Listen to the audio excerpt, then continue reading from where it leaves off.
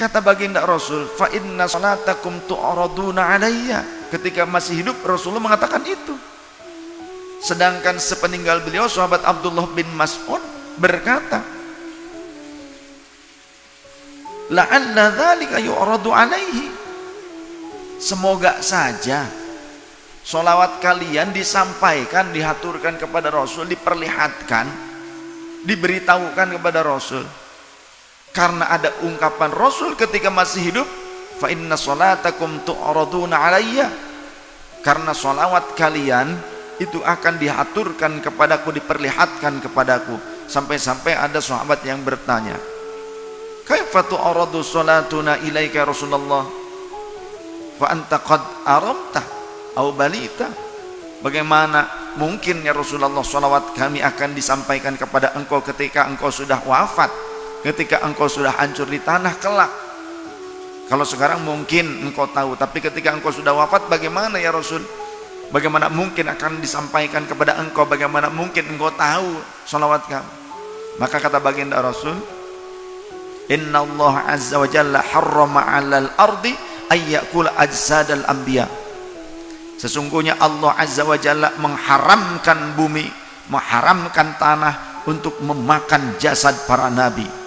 Sehingga kata baginda Rasul, di mana kalian mengucapkan salam kepadaku dimanapun kalian berada, tiada lain kecuali Allah akan mengembalikan ruhku seketika ke dalam jasadku, hatta aruddas salama ilaikum, sehingga aku mampu menjawab salam untuk kalian dimanapun kalian berada, entah di dekatku ataupun dari kejauhan.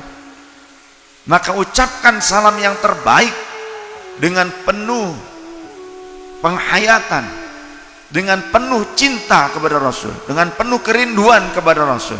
Begitu pula dengan sholawat kepadanya. Jangan sangka baginda Rasul tidak tahu dirimu. Sesungguhnya beliau tahu siapa diri kita dan juga orang tua kita. Karena malaikat ketika menyetorkan sholawat kita kepada baginda Rasul, malaikat akan menyebutkan nama kita dan leluhur kita, orang tua kita, Fulan bin Fulan bin Fulan. Akan dikatakan demikian.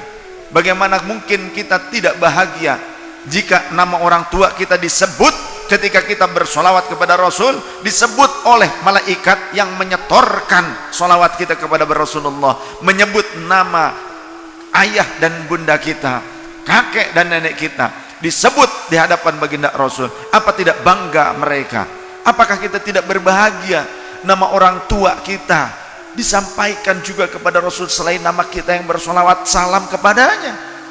Lantas bagaimana mungkin sikap orang yang berbahagia diketahui haturannya oleh Rasulullah, diketahui hadiahnya untuk Rasulullah, diketahui oleh baginda Rasul? Mana mungkin orang yang berbahagia sikapnya nyeleneh, sikapnya tidak benar-benar menghaturkan yang terbaik dengan penuh cinta ketika bersolawat dan salam kepada Rasulullah? Dan bagaimana mungkin orang yang mengaku cinta kepada Rasulullah tidak senang, tidak bahagia, tidak bangga untuk duduk di majelis solawat kepada Rasulullah SAW yang dilantunkan solawat dan salam rindu yang terindah penuh cinta kepada Rasul? Siapa yang tidak bangga duduk di majelis solawat, di majelis yang disebutkan asma Rasul SAW, yang dilantunkan salam terindah untuknya? Maka bukanlah orang-orang yang memiliki keimanan yang sempurna. Karena sahabat bertanya kepada Rasul, mata akunu mu'minan shadiqan, kapan aku dikategorikan sebagai mukmin yang benar ya Rasul? Qala idza ahbabtallaha. Rasul menjawab, jika engkau mencintai Allah, maka engkau telah menjadi seorang mukmin yang benar. Ya, karena tidak mungkin orang itu menjadi seorang mukmin. Mukmin itu bukanlah hanya muslim. Muslim belum tentu mukmin, tapi mukmin sudah pasti muslim. Karena orang mukmin dia menjalankan rukun-rukun Islamnya dengan penuh penghayatan keimanan, keyakinan Allah dekat dengan dirinya, Allah menyaksikannya, dan dia akan kembali kepada Allah karena seluruhnya minallah, dari Allah, billahi dimampukan oleh Allah. Kita sholat perintahnya dari Allah, billahi kita mampu menjalankan sholat dengan baik dan benar juga oleh Allah diperjalankannya. kita datang ke majelis ilmunya ulama sehingga faham syarat rukun, syarat sahnya, pembatalannya, bagaimana cara sholat yang benar, itu oleh Allah, maka berarti orang yang datang ke majelis ilmu mereka diberjalankan oleh Allah, berarti mereka mendapatkan anugerah yang agung, sebagaimana Allah berfirman, yu'til hikmata may yasha wa may yu'tal hikmata faqad utiya khairan katsira wa ma yadhakkaru illa ulul albab wallahu ar-rasul a'lam bi muradi wa makna.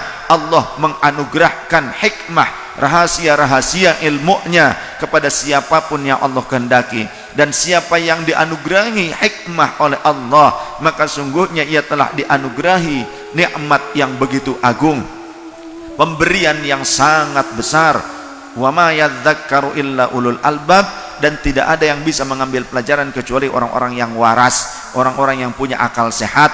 Kalau orang nggak punya akal sehat, malas, enggan, berat rasanya untuk belajar, mencari ilmu tentang Allah dan Rasulnya, tentang kewajiban dirinya, tentang kebaikan dan keburukan, kebaikan yang harus dia lakukan, keburukan yang harus dia hindari. Berat bagi mereka yang tidak punya akal waras. Salam waras.